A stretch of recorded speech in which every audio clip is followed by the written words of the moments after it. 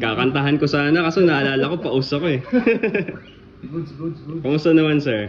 Okay sir, bali yung action niya talagang bumaba, tapos yung bridge doctor talagang nakatulong Working na siya sir. Oo, yung kanyang sustain or yung resonance ng tunog mas lalong maganda, playable na. Hindi naman naka-affect sa ano niya sir, yung ano niya original sound niya.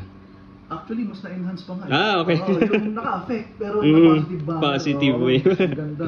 Yan. Dati pag nag-tono ako ng open string tapos sa higher fret, wala na. Sablay, Sablay, oh. Anong tuning mo sir?